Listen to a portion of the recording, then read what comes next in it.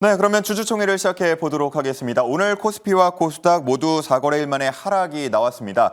하지만 이번 주는 오를 때도 그렇고 떨어질 때도 그렇고 1% 내외 정도의 상승과 하락이 반복되고 있기 때문에 아직은 관망세, 조금 더 눈치를 본다, 큰 것을 기다리고 있다. 이렇게 해석을 해 볼 수가 있겠고요.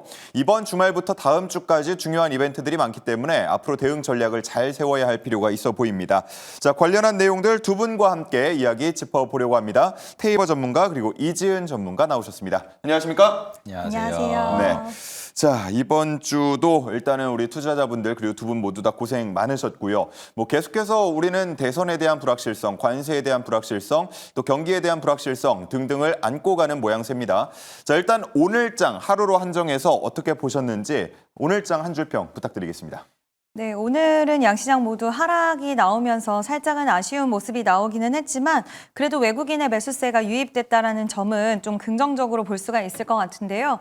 결국에는 시장에서 실적이 잘 나오고 앞으로의 성장에 대해서도 우리가 좀 우려하지 않아도 되는 부분들이 있는 기업들 위주로의 수급 쏠림 현상은 여전히 좀 심화가 되고 있고 또 정치 관련된 종목군들 변동성이 굉장히 크게 또 수반이 되는 하루가 아니었나라는 생각이 듭니다. 그래서 이번 주에는 또 연휴가 있어서 살짝은 좀 걱정을 하기도 했지만 그래도 무난한 흐름을 이어갔고 어제 같은 경우에 APR이 실적 잘 나오고 급등을 하는 모습이라든지 LIG 넥스원이라든지 이런 기업들을 보면서 실적의 중요성을 다시 한번 좀 깨닫게 되는 그런 흐름이 아니었나라는 의견 드려보고 싶습니다. 네, 말 그대로 실적에 따른 종목 장세가 굉장히 활발하게 펼쳐지고 있는 모양새인데 앞으로 기대되는 부분도 있는지 잠시 후에 얘기 나눠보고요.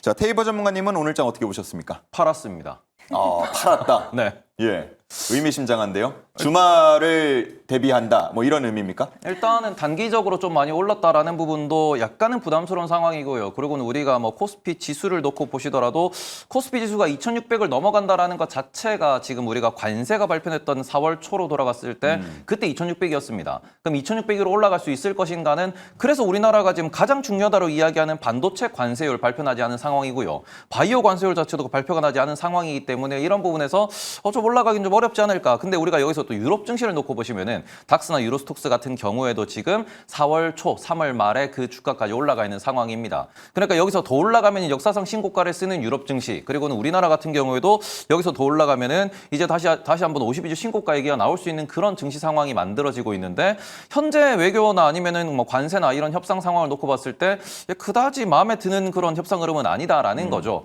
그러니까 우리나라 같은 경우도 지금 이제 대선 이후에 일본 같은 경우에도 7월에 또 참여연 선거가 있다 보니까 선거 이후에 이야기가 나오는 상황이니 지금 중국 같은 경우에도 연말 얘기가 나오고 있고 그러면 지금은 조금 비중을 줄이는 것도 맞지 않나.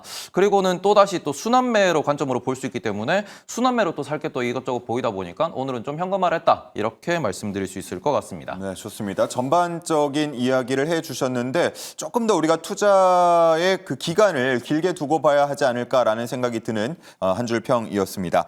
자, 그러면 이제 두 분께서 내어주신 키워드들을 보면서 조금 더 깊은 시장 이야기 나눠보도록 하겠습니다. 첫 번째 키워드는 어떤 게 준비가 돼 있는지 바로 만나보시죠. 안녕하세요. 이번 주 키워드 되짚어보는 시간입니다. 두 분의 전문가가 이번 주를 되돌아보면서 정한 키워드 확인해 보도록 할게요. 먼저 테이버 전문가가 정한 키워드입니다. 바로 종목 장세라고 남겨주셨는데요. 그 이유들도 하나씩 만나보도록 하겠습니다. 첫 번째 이유, 실적 반응성 맥스, 매수 심리가 회복됐다라고 남겨주셨습니다. 어제 APR이 깜짝 실적을 발표하면서 투자자들의 매수세가 몰린 하루였는데요. 장중에는 상한가를 기록하기도 했고요. 지난 7일 실적을 발표한 SM 역시 그 당일에 52주 신고가를 경신하기도 했습니다. 두 번째 이유는 비트코인 10만 달러, 증시 카나리아가 살아났다라고 남겨주셨습니다. 이 비트코인은 투자 심리를 조기에 반영하는 자산으로 불리고 있는데요. 이 비트코인이 석 달 만에 10만 달러를 회복하는 모습 보여줬습니다. 글로벌 무역 긴장감이 완화된다는 이유 덕분이었는데 그 이유는 세 번째 통에서 더 자세하게 짚어보도록 하겠습니다. 영국 무역 협상 심플 앤 노멀이라고 남겨주셨는데요. 미국과 영국의 무역 협상에 대해서 단순하고 평범했다라고 적어주셨습니다. 이 트럼프 대통령이 관세 부과를 시작한 이후로 처음으로 열린 협상이었는데요. 무역 협상이었는데 영국은 시장은 더 열고 또 미국은 관세를 깎아주는 방식으로 합의를 했습니다. 이 합의에서 어떤 점에 더 주목을 해야 하는지 지금 바로 들어보도록 하겠습니다. 네, 먼저 만나본 키워드, 역시나 종목 장세였습니다. 테이버 전문가가 이렇게 써주셨는데 구체적으로 어떤 의미인지 조금 더 풀어서 말씀해 주실까요? 일단은 국내에서도 실적이 잘 나온 기업들 같은 경우에는 급등하는 모습을 보였고요. 그리고는 실적이 실망스러운 기업 같은 경우는 급락하는 모습을 보였는데 이게 우리나라뿐만 아니라 미국에서도 마찬가지였습니다. 이번에 ARM 같은 경우에도 실적 발표하고 이렇게 조금 쏟아지는 모습을 보였고 이거는 지난주 얘기긴 하지만 애플도 실적 발표 이후에 계속해서 지금 힘을 못 쓰는 모습을 보이고 있습니다. 다만 메타나 마이크로소프트 같이 실적을 잘 발표하는 기업들 같은 경우에는 힘을 계속 잘 내고 있다라는 점. 그러다 보니까 시장에서 이제 실적 숫자에 반응한다라는 것 자체가 이제 패닉의 단계는 지나갔다라고 볼 수 있는 대목이거든요. 그리고 어제도 트럼프가 살짝 이렇게 좀 뉘앙스를 흘렸는데 이 부분이 우리가 좀 주목해야 되는 포인트지 않나라고 생각할 수 있는 부분이죠. 왜냐 그러면은 이게 우리가 지금부터 주식시장이 올라갈 거다. 이러면서 앞으로는 지금 당장 주식을 사야 한다고 생각한다. 이거는 시장에서 최근에 CEO들을 많이 만났다라고 이야기를 하고 있는 중이고요. 월스트리트 쪽도 마찬가지고 공화당 내부에서도 그렇고 관세에 대한 반발이 매우 심각한 상황입니다. 그런데 지금 이제 경제 데이터도 마찬가지고 여러 가지 데이터들이 지금 트럼프가 들어서고 난 뒤에 악화되는 모습을 보이고 있다 보니 이런 부분에서 연준에서도 월스트리트에서도 기업들의 CEO조차도 계속해서 트럼프와 약간은 반목하는 모습을 보이고 있는 게 트럼프의 발목을 잡고 있다. 이런 부분에 있어가지고 트럼프가 저렇게 요즘 좀 코너에 몰려있는 상황이다 보니까 그냥 여기서 박살은 나지 않을 것 같다. 그러니 숫자 보고 사자라는 이런 심리가 시장에 좀 이렇게 깔려있다라고 보실 수 있을 것 같아요. 그래서 그런 부분에서는 앞서서도 월스트리트에서 단기 트레이딩을 많이 이야기하고 있다라고 얘기를 했지만 그럼에도 숫자가 잘 나오는 기업은 사야 된다. 그러니까 실적 잘 나오면 반응을 한다. 이거는 심리가 매우 회복된 상태다. 이렇게 해석하시는 게 맞지 않나라고 생각하고 있습니다. 예, 심리가 회복된 상태다라고 말씀을 해주셨는데 두 번째로 내어주셨던 게 이 비트코인이 3개월 만에 10만 달러를 넘어섰다라는 얘기를 해주시면서 증시의 리아가 살아났다. 죄송합니다. 예, 카나리아가 살아났다. 예, 이렇게 얘기를 해주셨는데 위험 전조 증상을 얘기하는 거잖아요. 요거 일단 나중에 쇼츠로 해가지고 PD님 올려주세요. 예, 아주 좋은 장면이 하나 남았다. 일부러 어려운 거 주셨죠. 예. 카나리아가 왜죠? 예. 광산의 카나리아. 우리가 어찌 보면 옛날에 광산 같은 경우에는 이게 가스가 나오다 보니까 사람이 일단은 이게 가스에 대해서 이게 대처가 안 되니까 카나리아가 먼저 죽으면은 사람이 도망간다. 이런 식으로 해가지고 이제 뭔가 심리적인 혹은 뭔가 위험 신호를 먼저 감지하는 그러한 것으로 카나리아라는 용어를 많이 쓰게 되는데 비트코인 같은 경우에는 최근에 이제 쭉 올라왔던 이런 부분들이 이게 그 전에 올랐을 때도 아무래도 코인에 대한 이런 대통령의 발언들이 있었기 때문에 올라오는 모습들을 보였고요. 그러고는 쭉 이렇게 하락하는 과정에서도 지수가 상당히 많이 하락을 했는데 그 관세 이전부터도 많이 하락하는 모습을 보였었습니다. 그러니 이게 반등하고 있다는 거는 그만큼 심리가 빠르게 회복됐다. 그런데 앞서서도 말씀드렸지만 지금 우리가 문제가 되는 거는 그래서 하반기 경기 침체는 어떡할 건데 라는 게 지금 주식을 투자하는 투자자들을 약간 보수적으로 만들고 있는 겁니다. 그리고는 금 가격 같은 경우에도 3,400불 이렇게 쭉 올라가 있다 보니까 여기서 더 올라갈 수 있을까? 그건 아닌 것 같은데 그러다 보니 순환매에서 비트코인이 올라가고 있고 오히려 코인이 올라가는 모습을 보이는 날 같은 경우에는 나스닥도 좋은 흐름을 보이고 있다 보니까 그런 관점으로 순환매 우리가 말 그대로 이게 미국을 샀다가 중국을 샀다가 한국을 샀다가 하는 것도 순환매일 거고요. 아니면 엔비디아를 샀다가 월마트를 샀다가 JP모건을 사는 것도 순환매일 것입니다. 그런데 이게 금을 샀다가 주식을 샀다가 채권을 샀다가 코인을 사는 것도 하나의 순환매다라는 관점으로 놓고 보시면은 지금 코인에도 수급이 몰려가는 그런 여유가 있다라고 하는 것은 여전히 심리가 뭔가 패닉은 아니다. 다만 여기서 코인이 빠진다. 그러면은 다음은 채권이겠죠. 그런데 이 상황에서 채권도 흔들린다 그러면은 다시 한번 종합적인 이제 모두 다 사는 장 반대에 이제 올 매도장이 또 한번 펼쳐질 수 있다라는 점. 그런 관점에서 비트코인 자체를 하나의 자산군으로 놓고 좀 분석하셨으면 좋겠다. 이렇게 말씀을 드리고 싶습니다. 예. 코인 시장이 정착 시작되는 초기 때를 생각해 보면은 뭐 주식시장하고 어떻게 보면은 대립적인 관계라고 해야 할까요? 뭐 이쪽에서 수급 빠지면 저쪽으로 간다 이런 얘기들도 많이 했던 것 같은데 최근의 흐름들 보면 뭐 오를 때 나란히 오르는 모습들도 우리가 쉽게 찾아볼 수 있었고 또 특히나 비트코인이 오를 때 기술주가 동반해서 같이 오르는 경우들도 심심치 않게 볼 수가 있었거든요. 자, 그렇다면 이렇게 3개월 만에 10만 달러 넘고 한 달 만에 30% 이상 비트코인이 올라가고 있는 이 시점에 기술주, 빅테크주, 뭐 우리나라까지도 뭐 생각을 해서 좀 오를 거다라고 예상을 하고 기대를 해볼 수 있을까요? 일단은 우리나라 종목군 같은 경우에는 우리가 이제 기술주들이랑 좀 밀접하게 생각할 수 있는 대표적인 섹터는 반도체 쪽이라고 생각을 하는데 저는 개인적으로는 아직까지 관세에 대한 부분이라던가 이런 것들이 크게 해소는 되지는 않아서 나쁘다라고 말씀드리는 건 아니지만 상방에 대해서는 어느 정도 제한적인 흐름이 좀 나오지 않을까라고 보고 있고요.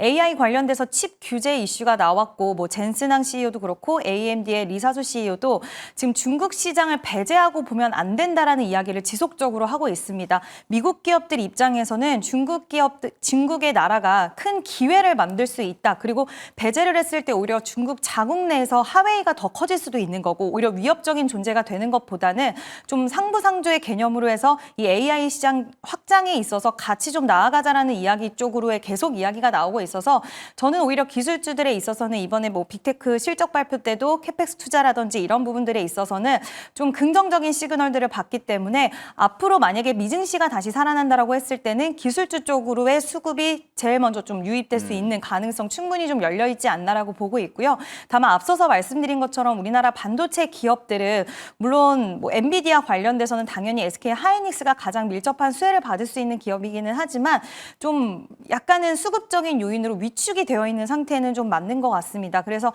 기술주 관련해서 이제 미국 시장에서는 저는 오히려 엔비디아나 이쪽 관련은 좀 긍정적으로 보고 있기는 하지만 우리나라 반도체 기업들은 약간은 좀 상방이 제한될 수 있는 흐름들이 여전히 관세 관련된 이슈라던가 이런 것들이 좀 남아있기 때문에 조금은 좀 약간은 아쉬운 모습들이 당분간은 연출되지 않을까라고 생각을 하고 있습니다. 네, 좋습니다. 자, 이제 관세 협상 얘기를 두 분과 함께 나눠보고 싶은데요. 일단 영국과 관련해서 무역 협상이 이루어졌고 이에 대해서 심플 앤 노멀이다라고 평가를 해주셨습니다. 그리고 주말에 미중 또 무역 협상 부분도 기다리고 있고 이렇게 영국과의 첫 무역 합의가 타결되는 모습을 보면서 다음은 뭐 한국을 포함한 여러 우방국들과 얘기가 나올 수 있지 않느냐 하는 지금 전망들이 나오고 있는데 자, 이에 대한 전망 어떻게 하시는지도 궁금하고 그렇다면 우리가 어떻게 또 대응해야 되는지 이 부분도 궁금하거든요. 자, 테이버 전문가님. 일단은 영국에 대해서 제가 심플 앤 노멀이라고 말씀드린 이유가 너무 이게 그냥 영국이라는 상대 자체도 되게 좀 쉬웠던 상대다라는 평가를 받고 있습니다. 예. 4월 2일 날 그 트럼프 대통령이 판때기 들고 나왔죠. 판때기에 10%라고 이렇게 기록되어 있던 국가들이 몇 개 있었습니다. 주로 남미에 있는 국가들이라든지 아니면 싱가포르, 영국처럼 미국에 대해서 대미 무역 흑자가 크지 않은 국가들, 뭐 호주도 거기에 포함되는 곳들인데 이런 데 같은 경우에는 10%에서 무슨 협상이 더 필요할까? 왜냐하면 10%가 거의 최저다라고 이야기를 하고 있는 중이고 어제도 이야기가 나왔습니다. 10%가 최저다. 그러면 협상할 게 별로 없는 상황에서 영국에서 지금 약간의 반발이 나왔던 거는 영국 자동차 업계가 우리가 미국으로 자동차를 판매하지 않겠다. 뭐 대표적으로 레인지로버라든지 아니면은 뭐 제규어 같은 브랜드들이 우리 판매하지 않겠습니다. 그냥 수출을 중단합니다라는 이야기가 나왔어요. 그거 하나 해결됐습니다. 그러니까 자동차에 대해 가지고 아직 미국 내에서 생산하는 자동차는 해외에서 들어오는 부품들에 대해서 다 25%씩 관세를 매기고 그리고는 미국의 브랜드라고 할지라도 우리나라에 있는 인천 부평공장처럼 GM은 미국 기업입니다. 근데 한국에서 만드니까 25% 관세를 부과하겠다라고 이야기를 하고 있는 중인데 영국에 있는 영국에서 만들어진 자동차는 미국으로 수출될 때 10% 관세만 부과를 하겠습니다. 대신에 옛날부터 있었던 거죠. 미국에서 생산된 뭔가 에탄올을 사준다든지 소고기를 사준다든지 그런 거 사주면서 이게 무역 수지를 똔똔으로 맞추고 관세를 깎아주겠다. 딱 요 정도 수준의 협상이었거든요. 그러면 그것도 이게 그래서 영국에서 미국으로 엄청나게 많은 차를 수출하냐? 그것도 아니에요. 연에 한 10만 대 정도 수출했었기 때문에 그 10만 대 한해서만 10% 기존 산업에 대해서만 지켜주는 그냥 모양새를 보여주고 그러고는 10만 대 이상을 수출할 때는 25%의 관세를 그대로 매기겠다라고 이야기를 했기 때문에 이게 뭐 협상이 우리나라처럼 반도체도 해야 되고 조선도 해야 되고 바이오도 해야 되고 엄청 복잡해가지고 무역 수지가 엄청나게 큰 그런 이제 뭐 거래 국가가 아니기 때문에 영국은 상당히 간단하게 그래서 첫 번째로 발표가 났다 정도로 보실 수 있을 것 같고 핵심은 결국 일본 그리고는 뭐 한국, 중국, 대만 동남아시아이기 때문에 이런 부분에서는 어제 막 관세가 뭐 협상이 됐습니다. 드디어 우리가 뭔가 하나 해냈습니다. 그러는데 캐나다랑 멕시코도 아직도 관세 협상이 안 되고 있어요. 그리고는 캐나다의 총리를 불러놓고는 오히려 이제 미국에 들어오면 세금이 더 줄어든다라는 그런 농담 아닌 농담까지도 하는 정도로 아직도 여전히 이제 마찰이 많이 남았다라는 점. 그렇기 때문에 이걸 놓고 보실 때는 협상이 되긴 했는데 아주 그냥 우리나라도 미국의 물건을 좀 사주면은 관세를 좀 깎아주겠구나. 그런데 그거를 어디까지 깎아줄지는 아직은 잘 모르겠다. 그러니까 아직도 시간을 두고 지켜봐야겠구나 정도가 어제 영국과의 협상에 대한 감상이었다. 이렇게 보시는 게 맞을 것 같습니다. 예, 긍정적인 기대를 해볼 수는 있겠지만 낙관적인 대응을 해서는 안 된다. 조금은 더 기다려보자라는 말씀이신 것 같고요. 자, 일단은 많은 전 세계에 이제 이목이 쏠리고 있는 게 미중 협상 부분이거든요. 주말에 예상이 돼 있고 예정이 돼 있고 이때 무언가 전향적인 얘기가 나온다면 다음 주부터 증시에 반응이 나올 수 있겠지만 뭐 첫 술에 배부를 수는 없겠죠. 저는 사실 큰 기대는 안 하고 있는데요. 예. 뭐 일부 보도에 따르면 50%까지 뭐 중국 관세를 내릴 수 있다라는 이야기가 나오고 있긴 하지만 과연 트럼프가 그렇게 할까라는 부분에 있어서는 여전히 좀 물음표가 있다라고 보고 있습니다. 그래서 이번에 회담 이후에 이제 트럼프가 시진핑과 함께 좀 접촉을 하겠다라는 이야기도 속보치로 전달이 되긴 했는데 워낙 여러 가지 이야기들이 우리가 예측하지 못하는 방향으로 흘러가고 있고 또 이번 앞서서 말씀을 하셨지만 영국과의 협상과는 완전 다른 위치에 있기 때문에 이번에 영국과의 협상이 이뤄졌다라고 하더라도 우리가 여기서 이걸 토대로 해서 기대를 하기에는 조금은 무리가 있지 않을까. 너무 많은 환경들이 다르다 보니 지금은 일단 어떤 부분까지 좀 스텝이 갈 수 있을지에 대해서는 체크는 해봐야겠지만 저는 크게 기대는 안 하고 있고요. 방금 말씀하신 것처럼 첫 술에 배부를 수 있는 이야기는 나오지 않지 않을까라고 생각을 하고 있습니다. 네, 좋습니다. 자, 다음 주제 넘어가기 전에 우리 테이버 전문가께 이 질문을 좀 해야겠네요. 한미 간의 환율과 관련한 실무 협의가 진행이 된다고 합니다. 뭐 구체적인 내용은 비공개라고 하니까 정확히 알 수는 없겠습니다만 최근에 환율이 꽤 1,370원부터 1,400원 정도 사이에서 크게 움직이는 모습을 보이고 있고 외국인들의 수급도 이전과는 살짝 달라진 것 같아서 이게 연관성이 어떻게 있는 건지 그리고 실무 협의가 어떻게 좀 전망이 되는지 이런 부분도 궁금하거든요. 지금 외환 시장에 대해서는 한국도 마찬가지, 일본도 마찬가지 계속해서 이게 뭐 협상팀이 미국에 갔을 때 기자회견장에서 첫 번째로 나온 게 그래서 환율은 어떻게 한답니까? 라는 이야기가 핵심이었습니다. 그런데 이 부분에서 결국에는 현재 미국의 목표는 뭐 일본도 마찬가지고 한국도 마찬가지겠지만 위안화 절상에 대해서 그러니까 우리가 한중일 같은 경우에는 미국이랑 워낙 수출과 수축이 있어서 무역 적자를 많이 보기 때문에 그런 부분에서 외환 시장에서의 약간의 이제 제2의 플라자 합의가 되는 거 아닌가라는 이야기가 나올 만큼 말하라고 협정에 대한 이야기를 많이 하고 있는 중입니다. 그래서 이런 부분에 있어가지고 요거는 일단은 뭐 일본도 그렇고 한국도 그렇고 지금 현재까지는 뭐 공개적으로 뭔가 이야기할 수가 없는 상황이다. 그리고는 한국도 마찬가지죠. 선거가 있기 때문에 일본도 마찬가지로 선거가 있기 때문에 이런 식으로 이야기를 하고 있지만 지난 주말이었습니다. 대만의 타이완 달러도 마찬가지고 한국 원화도 마찬가지고 중국 연휴 기간 때 급등하는 모습을 보이면서 그러면서 갑자기 어찌 보면은 이번 주 주말에 미국과 중국이 스위스에서 만나게 되는 그러한 미팅이 이제 결성되었다라고 이야기가 나올 만큼 지금 위안화 절상에 대한 이야기 그 부분에 대해서 미국이 초점을 맞추고 있고 그런 이런 부분에 대해 가지고 지금 외환시장에 긴밀한 논의가 진행되고 있다는 점 때문에 지금 우리나라와 일본은 이런 것들이 과연 어느 정도 수준으로 내어줘야 관세 협상에 유의미한 그런 영향을 미칠 것인가 이런 점에서 저울질하고 있다는 점 보셨으면 좋겠고 핵심은 미국이 좀 과하게 요구하고 있다는 점 그래서 이런 부분에 있어가지고 이거를 얼마나 외교력을 잘 발휘하게 될지 그게 우리가 뭐 국가 대 국가뿐만 아니라 민간 기업들의 투자까지도 다 확장해가지고 생각해야 되기 때문에 매우 복잡한 이슈다라는 점을 좀 유의하면서 관련된 뉴스는 꼭 체크하셨으면 좋겠다 이렇게 말씀드리고 싶습니다. 네, 좋습니다. 워낙 외국인 투자자들이 내다 팔다가 최근 몇 거래일 들어오는 모습을 보이니까 이제는 외국인들이 돌아오는 거 아니야 하는 또 낙관적인 전망이 있을 수가 있겠지만 이것 역시도 조금은 더 기다려보자. 라고 평가를 해볼 수가 있겠습니다. 자, 이렇게 해서 첫 번째 종목 장세 이야기 마치고요. 이제 두 번째 키워드로 넘어가 보겠습니다. 어떤 내용인지 바로 만나보시죠.